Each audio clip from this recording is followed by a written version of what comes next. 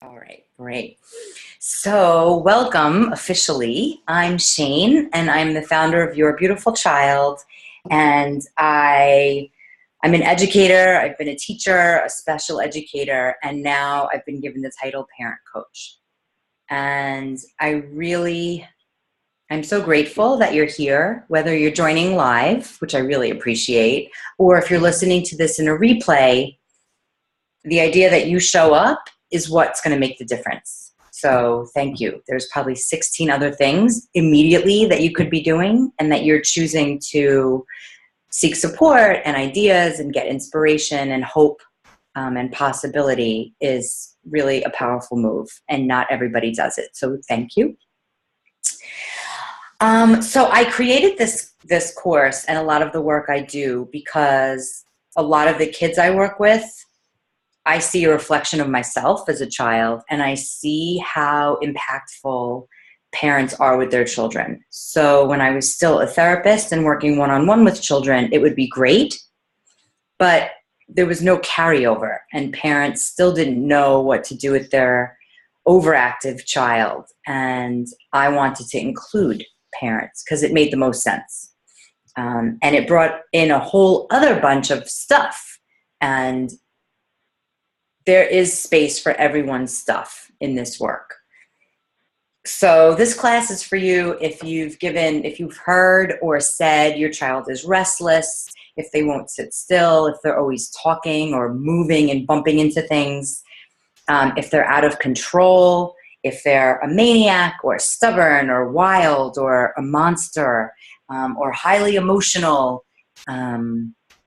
Let's see, I made notes of things that people have said about their children. If they're hyperactive, if they're sensitive, anything along the lines of disconnect, where you as a parent don't get it. Like, what is going on with them? I want to help and I don't know how.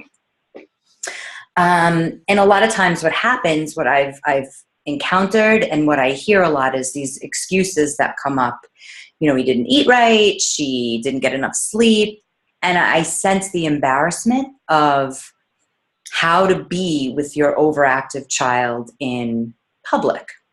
And overactive children, I love. They're awesome. They have so many things to talk about. They know details. They know facts. They're creative. They're constantly, asking questions and figuring things out. And it's a lot to deal with. I've worked with a lot of different children in my years, and lately I've been getting a lot of these overactive children. And it's been really interesting and mirroring a lot of what I didn't understand as a child and was yelled at for by my teachers. And in my age, we were put outside the classroom or told we were no good, all this stuff. And now, and mostly I was in trouble for talking. And so I meet a lot of these kids who are just like, they just are constantly stream of consciousness.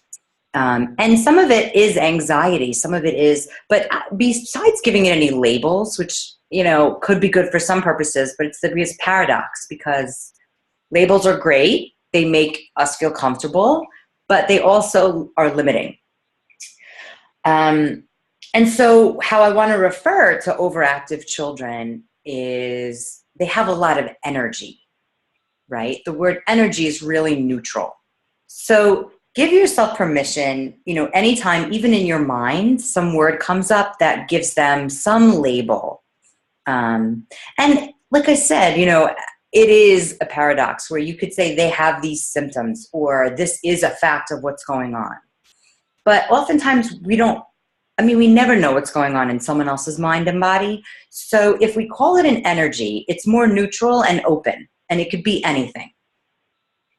So a good example of that is if somebody wakes up in the morning and their heart is racing and their stomach is feeling lots of motion, I'll call it. If they say they're anxious, that's a very specific feeling and a very specific morning of like, oh no, I'm anxious. What's wrong with me? I have all these things to do and I feel really crazy. But if the same feelings are happening in the body where the heart's racing, the stomach is doing all kinds of movement, and we call it excited, it's a totally different morning. And maybe it elicits a jump out of bed and a really healthy breakfast. So I really invite words are everything and they're nothing, but they're really important because they dictate how we treat people, how we treat children. And so I really love the word willful because it's powerful. And, there is a fine dance of limiting it and letting it flow. And they can both happen, but at very specific times. So we're on this call today, on this class, I'm going to be doing some talking. We're going to be doing a couple of exercises that will actually have an experience. You'll have an experience from being here. And then I've gotten this down to 8 tips that you can walk away with. Everybody's doing like 6 tips to happiness. I mean, this isn't solving all the problems, but if you take one away and love it, enforce it, commit to it, make it alive, you'll see a difference. It's a fact. Anything that you measure, anything that you witness or put energy towards with intention always changes. So whether it's money, love, children, family, organization, time, health, anything that you think about daily, look at, keep in mind, keep it alive, whoosh, something's got to change. Great. So with that, I invite you to just roll your shoulders on your back. Take a couple of deep breaths in. Depending on what you typically do to unwind, maybe you close your eyes. But just start to sense into your body where you right now feel tension. Where you feel any energy in your body. And maybe it's a challenge to be still, but just start to witness yourself and where you're at right now in this moment.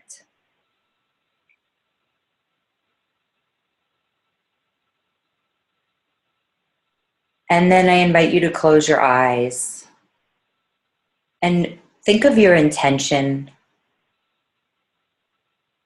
If you already have one, if you need to make one up right now, it's basically why you're here and what you want to take away from this time we have together.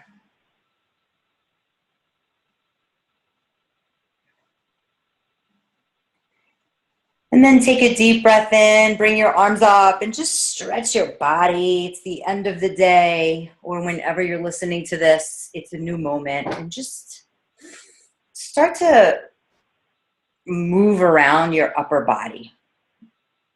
As adults, we have learned to keep our bodies very still.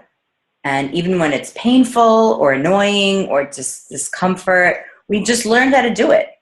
And we have these behaviors. Sometimes it's slouching, sometimes it's, playing with hair or nails or talking or fingers. And so children have less self-regulating skills, right? So they find ways to just keep emitting energy. And I have been overactive, and you might have moments of that with me on this call because I've learned to own it. Right? And I own my own business, so I don't have to follow anyone's directions. If I don't want to sit anymore, I can get up, I can dance. And so what is most, I'll say annoying, because that's a word that's really clear. What's most annoying about your child, or what's most not working? Their gift, what is great about them is in there. So as a child, I was always in trouble for talking, always. And so now I get paid to do it for a living. When I do speeches and talks, I had a radio show. And it's just really funny that I took a test and learned that I am a verbal learner. And so all children learn in different ways. So I believe learning is like the biggest idea of what parents want for their children.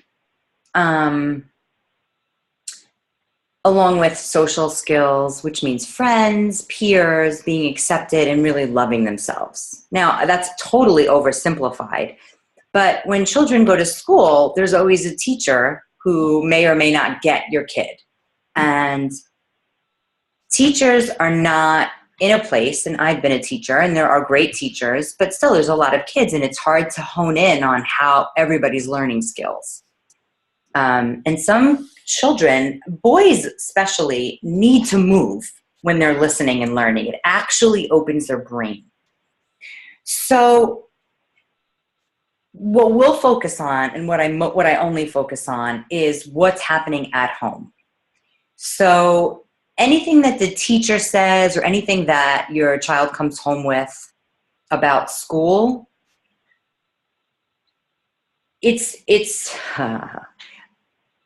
leave it at school. And what I mean by that is some teachers have a lot to say about your child, and I've never known it to be helpful if it's something negative, because you're not there and your child has a different story of what happened, and it's really kind of a version of tattletaling, and it doesn't help anything. So it's a great idea to say thank you. I'm really interested in what's happening with my child at school, but your overactive child is acting out in a need.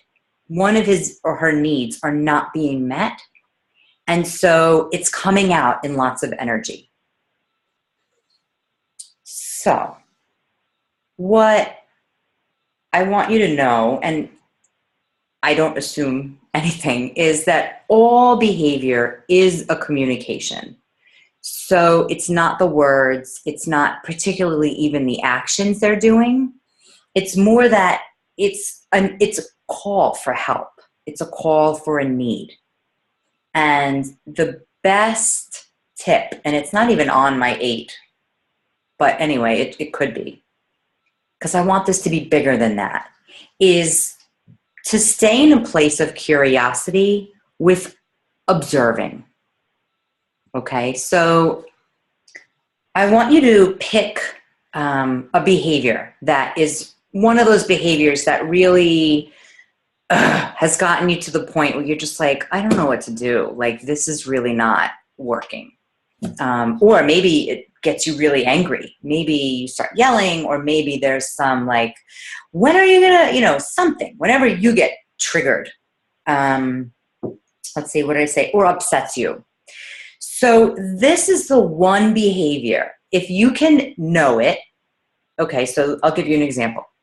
So I'm working with a family, and their one behavior that really irritates them is when their son answers back, right? So he has to have the last word. The parents say something, and he's like, boom. And it's not, he's not cursing, but he's being fresh. Sounds like an old school word, but he's being fresh. So they are very upset about this. And then both parents start flipping out, and then it's a zoo. And it's a beautiful family, it's not like, so with that behavior, that is the one to witness. That is the one to be like, oh, it's happening. And I meet so many people, and I used to work only with children with very severe special needs. And parents would say like, I don't know, all of a sudden he just does this. And I came in with no emotional attachment. So I was able to sit back and be like, well, actually, 5 minutes before this and this and this happened. So that's why I'm saying pick one specific behavior, the one that upsets you the most, and check in with yourself and see if there's any excuses being made. Like, oh, he went to sleep late last night, or his diet is off, because those can be true and they do affect behavior, but it takes the control out of your hands. And then it's like throwing it away. It's like, well, if he gets enough sleep and eats right, then he'll be perfect. And that's not true. So if you have a pen with you, or if you have put it in your phone or something, just remember, like, what's the one thing? And there's something really magical about putting pen to paper. There's so much going on. It's hard to remember everything. So write that down and stay in a place of curiosity, like, oh, like when they were newborn and you would watch them in amazement, like, when they would touch their nose or look at their fingers, it was like, oh, that's the same kind of curiosity I invite you to use. Because here's what I know to be true. You have the answers. Your intuition as a woman, as a mother. But there's so much layered on top of it. And some of it is judgment, and some of it is frustration, and some of it is because it reminds you of something in your own childhood, like all that stuff. And that the answers from your gut aren't clear, or there's not a lot of trust in the answers that you're getting. So in the observation of watching your kid, you get to learn their process. Right? Like, oh, this is cool. And it becomes like this discovery, like a quest. And I've gotten so much. And here's an extreme example. So I was working with a child who did not want to talk to me. He spoke to his family, but really limited. And he would go to doors and open and close doors, and he would bring his face in and out, in and out. And his mom was like, he's obsessed with doors. They always have to be opening and closing, opening and closing. And since he didn't want to talk to me, I just had to sit in the living room. So first I had to deal with the fact that I feel like I'm doing nothing. This feels like I don't know what I'm doing. They're going to fire me.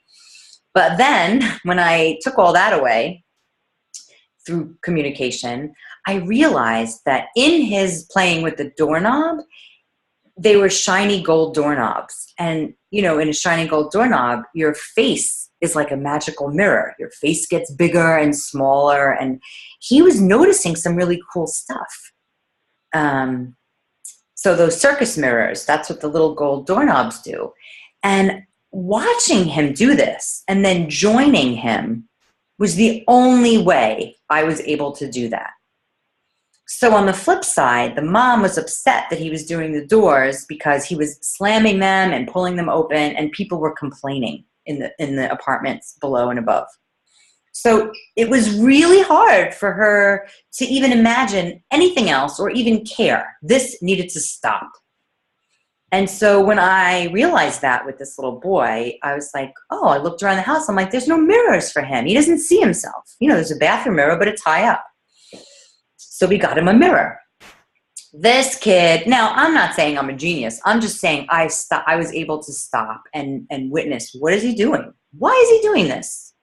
And so we hung up a mirror, a plastic stick-on mirror, and he liked it, and then he got bored, and I was like, well, the doorknob looks cool. His nose gets really big and all that stuff. So then we would put streamers in front of the mirror. We put a sheet in front of the mirror, and he got to move it. And so he was young, let's say 3, I think he was 3.5 and 4. And so that felt resolved, right? So it's not like eradicating behaviors or getting rid of stuff that doesn't work. It's like pushing it to somewhere that does work. And so that's a really big piece, is to be able to be aware, like, when your child is doing something that's really upsetting you, to see what's happening in your own body. Like, is your heart racing? Are your fists tight? Is there any tension? Really tuning in and being like, oh, if I'm in this state, I cannot see my child unconditionally right now because these things are impacting me. And when when I'm impacted by something, I can't see clearly. So I invite you again to close your eyes. And this time, bring your hands to your scalp, and you can look at me.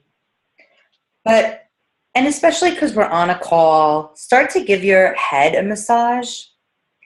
It induces a lot of thinking, and thinking can be overwhelming.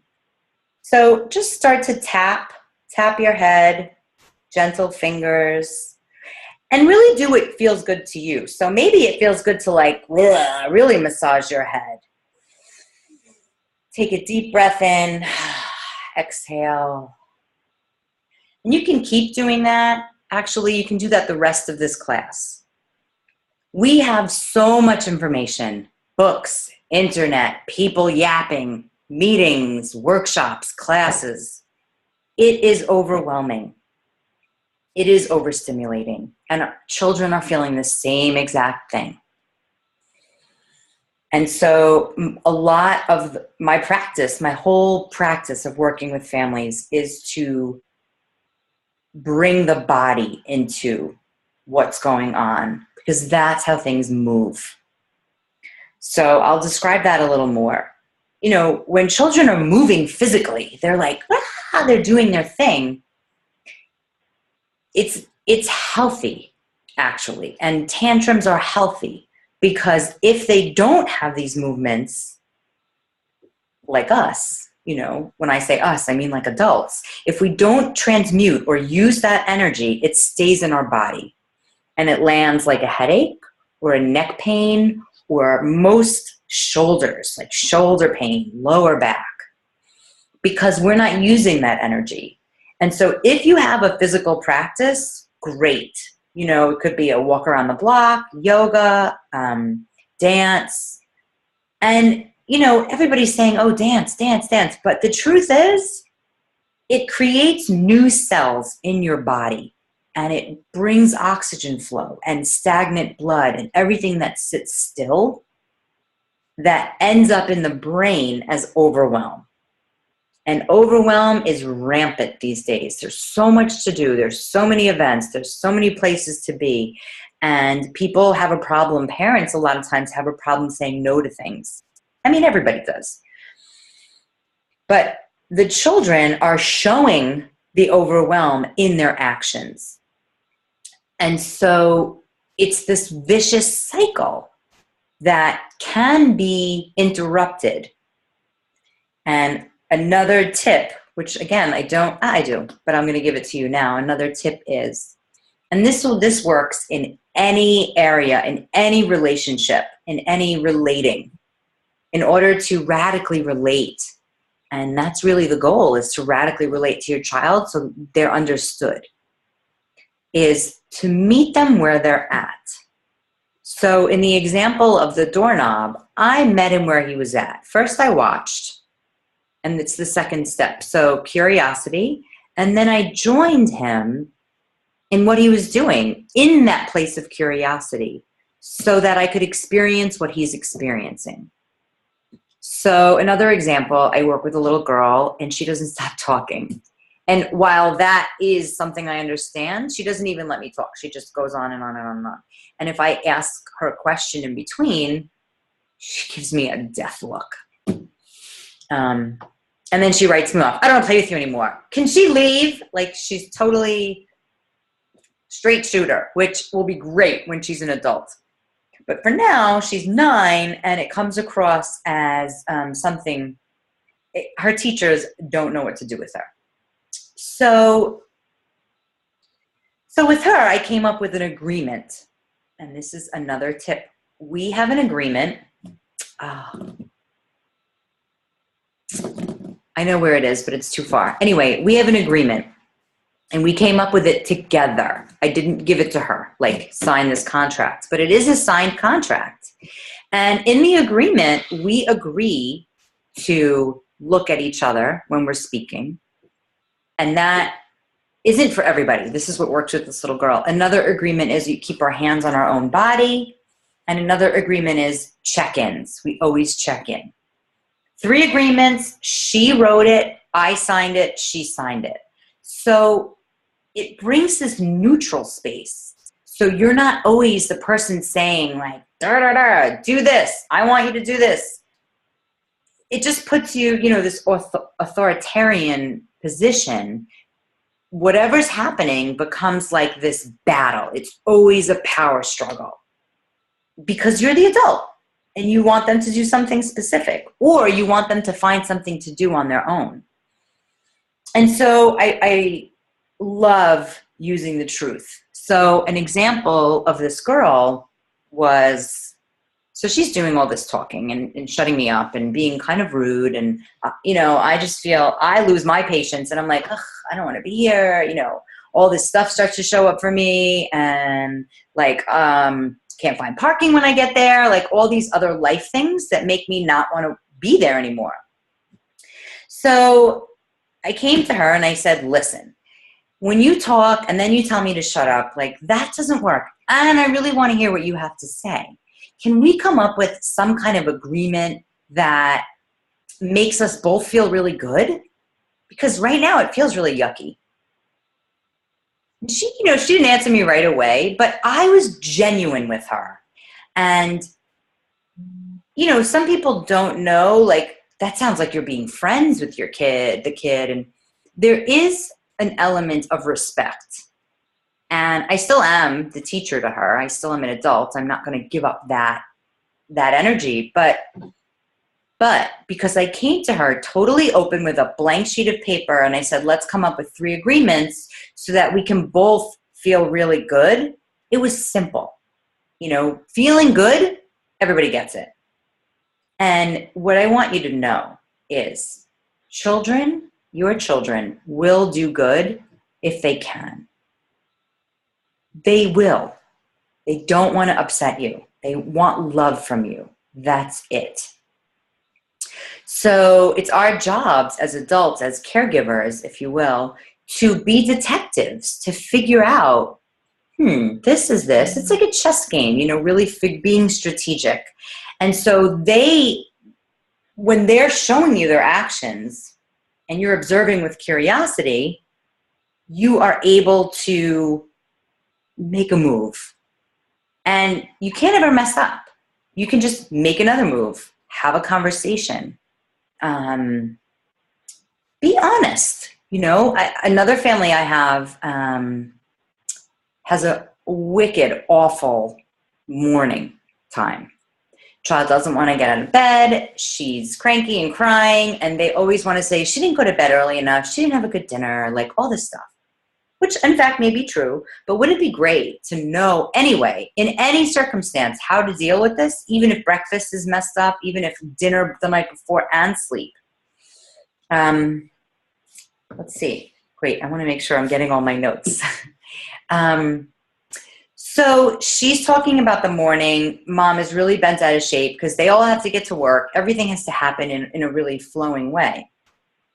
And so what tends to happen is they just ignore it. They just like keep going. And they even told me that, the mom walks behind and the dad and the daughter are running and then the mom's behind and then no one talks about it and then it's it. And so I said, okay, so at dinner, and this took a lot of support with communication because this family didn't communicate, but in a way that was helpful to just, bring it up casually. Like, hey, our mornings are really rough. Like that feels awful. And I don't like going to work that way. What can we do? And there has not been a time that children don't come up with their answers. And it's empowering for them to come up with the answers on how to fix a situation. So make it easy on yourselves. And, that's a practice. This isn't like, okay, I'm going to do it. Or maybe you will.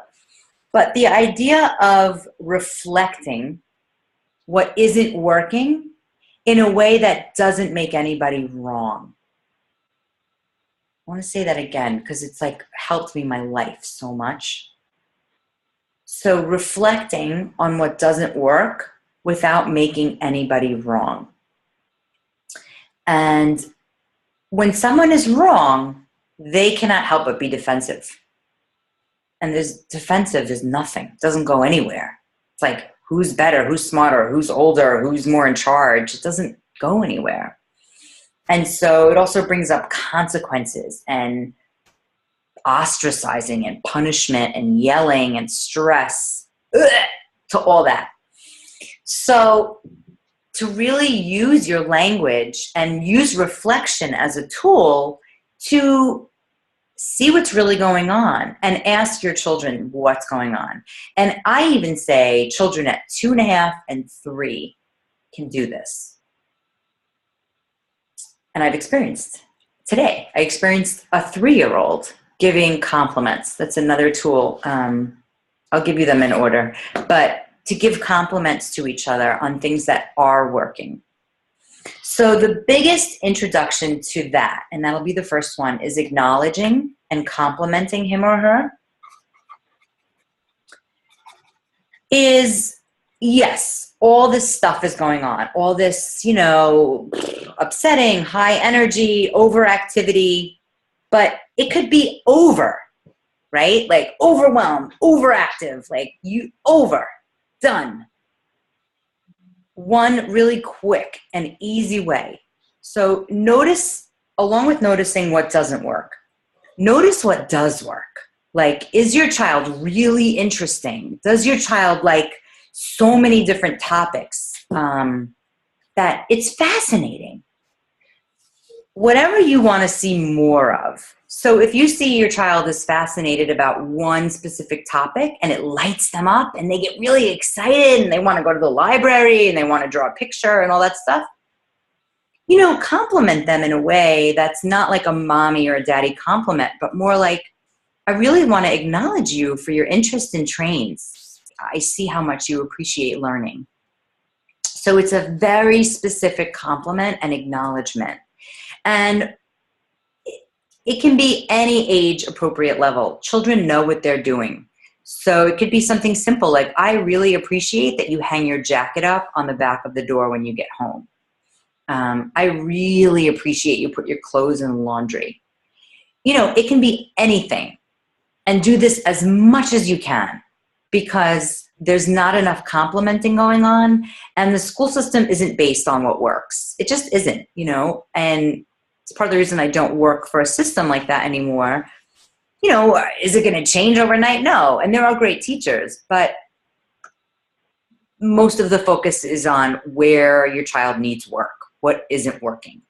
They'll give a compliment, but it's so rare. And there's not enough time in the day. There's so much pressure on teachers for testing and this and that. So anyway, really focusing, and you can do this with your partner, with a stranger. When you give a compliment, it literally releases healthy endorphins in the brain. It gets someone excited. It makes them motivated. And a motivated child, a child that's lit up, that feels seen, is a child that will follow directions. Again, I know it sounds really simple, but these are all different practices that can add up to something new. So acknowledging him or her, giving a very specific compliment, and for a bonus, you can say how it makes you feel. So an example would be, I want to acknowledge you for putting your sneakers exactly where they belong. It makes me feel like you really respect the clothing that you own. Really simple, direct, clear, done. And so specific, like not like you're smart, you're beautiful, I like the way you talk a lot, I like the way you make friends. It's like, what specifically in those things? And when they hear specifics, they feel seen, and which means they feel validated. And we all love to be validated, but your kids especially, from you. It's like, and here's something really vulnerable for me to share, is that the world could tell me I'm doing amazing work, every client, blah, blah, blah, blah. I'm waiting for my own mother to be like, Shane, we're so proud of you. It's like there could be 95 people in a room, 5 people say like, that was awful. As human beings, we only focus on the awful. So what you notice the most about your child is probably what doesn't work. It's just human nature. So what compliments and acknowledgments do is brings light to what already is working. Okay. So so one is an exercise. I'll save that. The second one is to give 2 choices, right? So this would be instead of saying stop or don't do that, it's more of like, do you want, we're having lunch. Do you want the red plate or the blue plate? I mean, that again is really simple. I like to keep things really simple.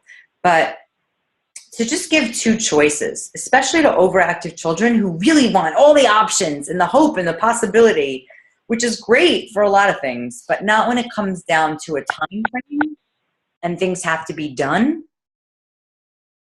or anything else to do with getting a choice made, because a choice is really powerful. To get your child to realize they're making a choice is really empowering. Okay, so the third one is to loosely plan your day, so you can be, using your curiosity to start being aware of when are they off, when do they need more support.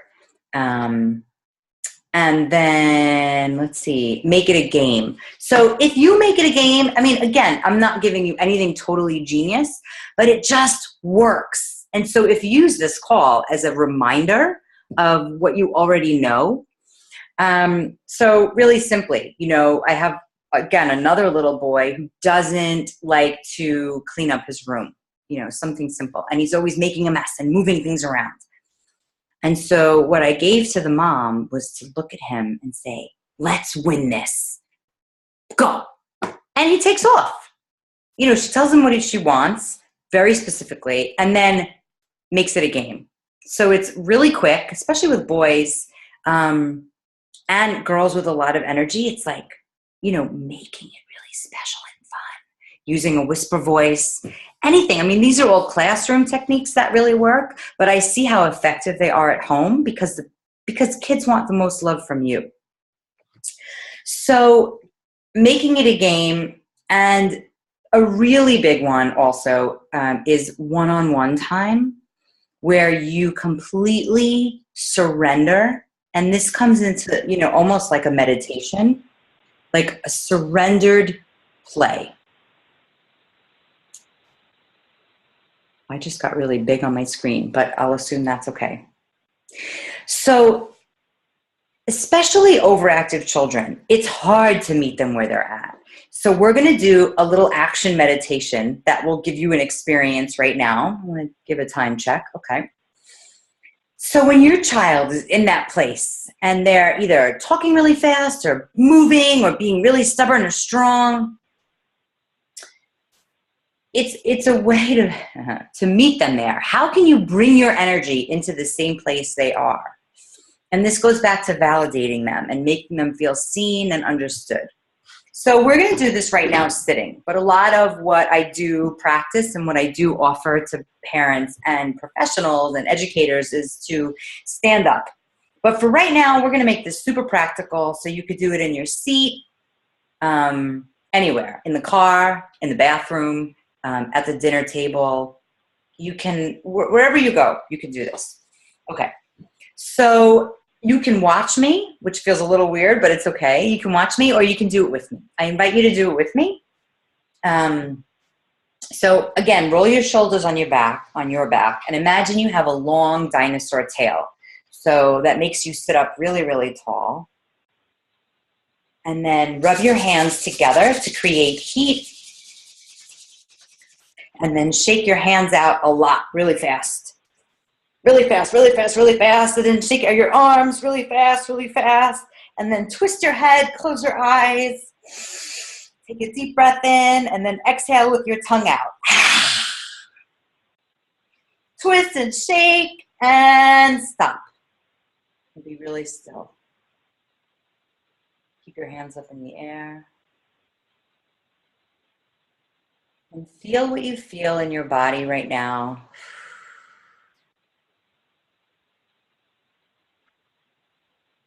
And for me, I feel tingles all the way down to my feet. Okay, so we're going to do that again, and this time we're going to say the word yes. And we're going to keep saying the word yes. And then it's going to get louder and louder. I don't know how loud I'll get. But also you might be in your house and it might be weird. So do whatever you feel, but let your energy get to that yes, yes, yes kind of place. You could do it a little bit low if you need to, but make sure you're okay with whatever you're doing. So take a deep breath in, roll your shoulders on your back, start to shake out your hands, Shake out your head, your shoulders, and say, yes, yes, yes, yes. And then stop, keep your hands up. And just notice the heat that you built in your body. And coming from that place, you meet your child. Hey, you want to play a game? So you literally are putting yourself in a state of awake, of energy. And when you're overactive, your child, you don't even have to say anything, will look at you. Now, if this is something new or feels really weird, you could put music on, you could take out two markers. And just be like, it's shake it out time. There's a couple songs you could play that say shake it out. Whenever it's a stressful moment, it's okay for you to break that moment. To break that moment and do something so weird. Because it's gotta be fun. I know you've probably heard that before. And it doesn't feel fun. And it's like, how am I going to be fun? My kid is running around, breaking things. I'm anxious.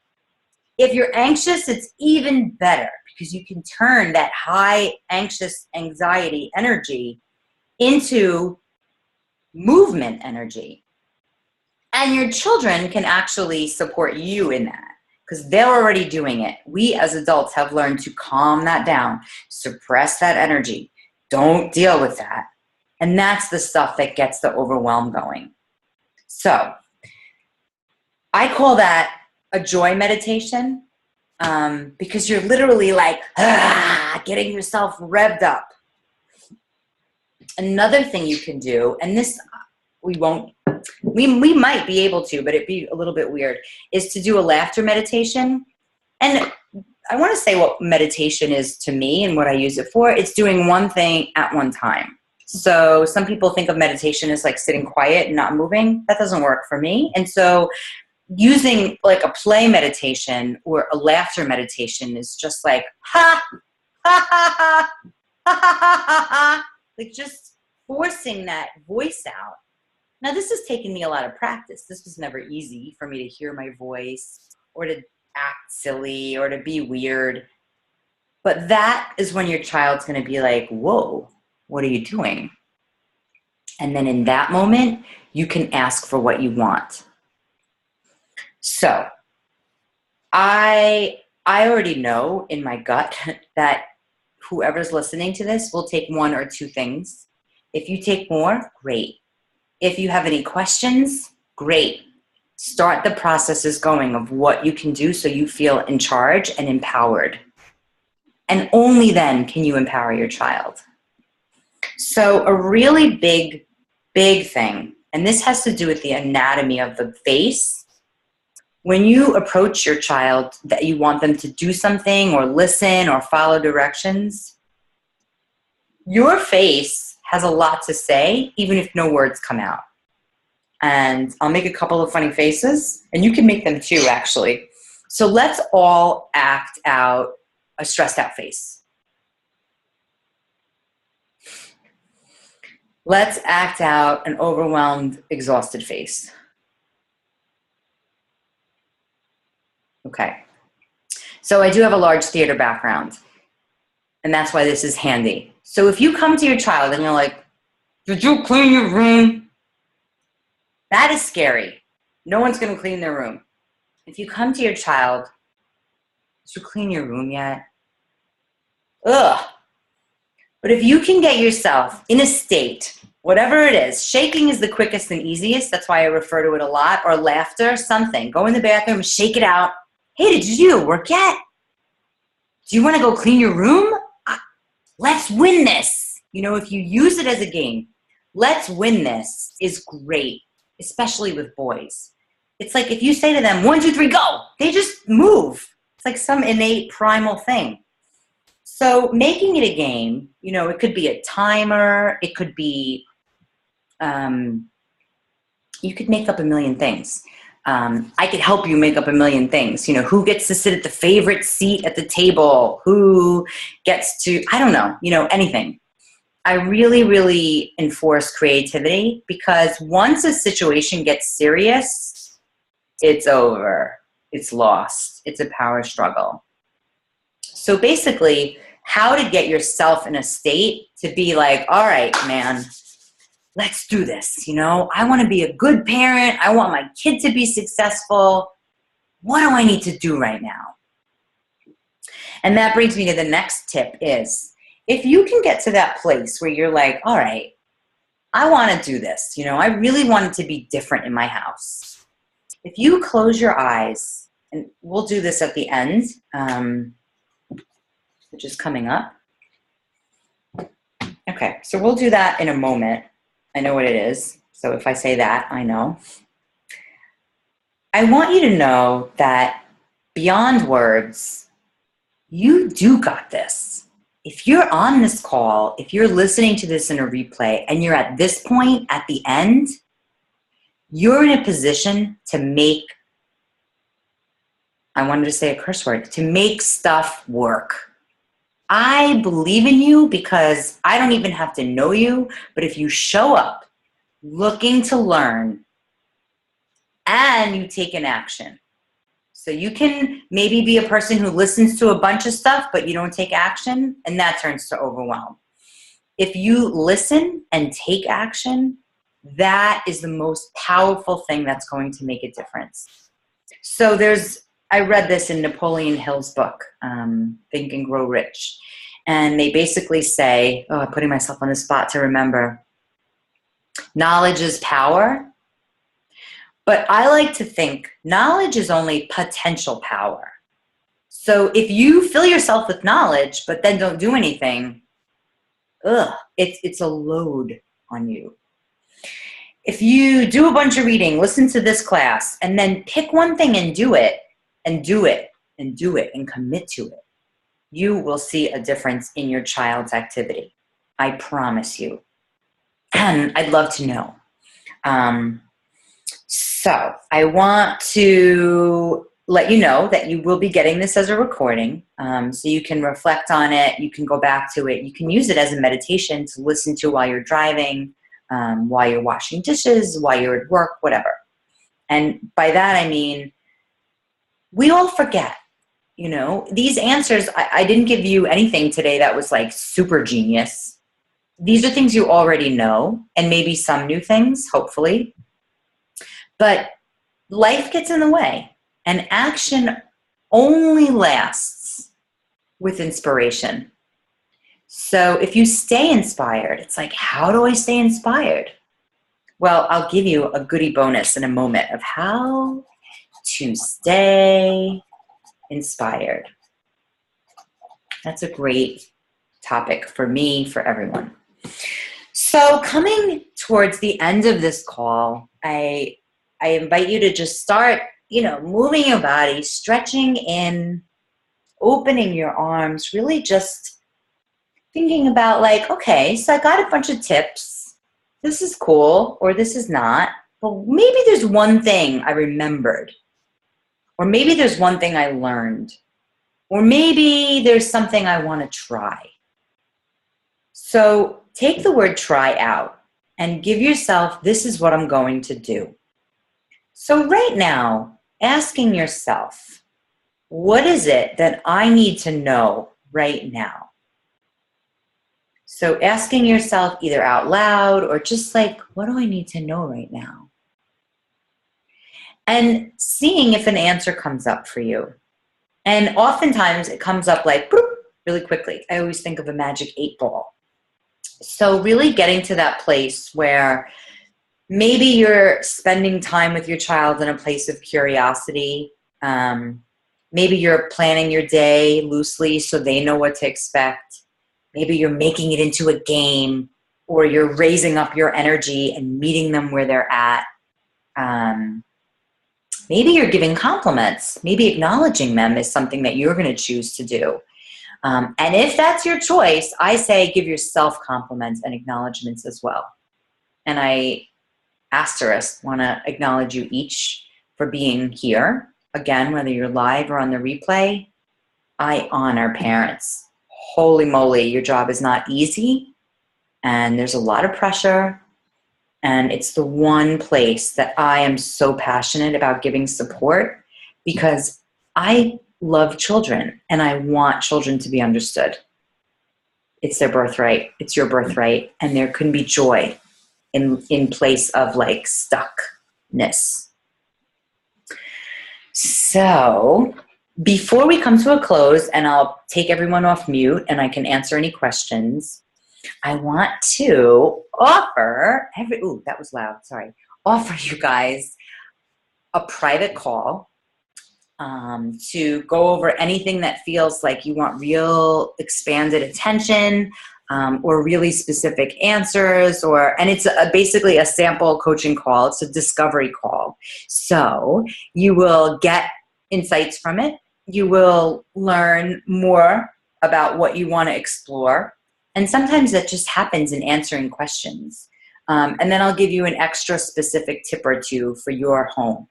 So I feel really excited about that, because so many people sign up for these teleclasses, and then I'm curious, like, how is this landing in your life? Is this supporting you? Is it helping? Is there something that you wanted that you didn't get? Like, it's so important for me to get feedback and to also give. I really love giving. So so that's how we stay inspired. So you're going to get a bonus call with me. And there's no strings attached. It's basically like, let's have a relationship. Let's build rapport. I want to answer any questions you have and see if I can be of help. So that is something that you'll schedule. I'll follow up with you, and then you'll set aside that time. Wow, I gave you all my notes. That's really exciting. So thank you so much. I'm going to take everyone off mute. And I'm going to stop recording, and thank you.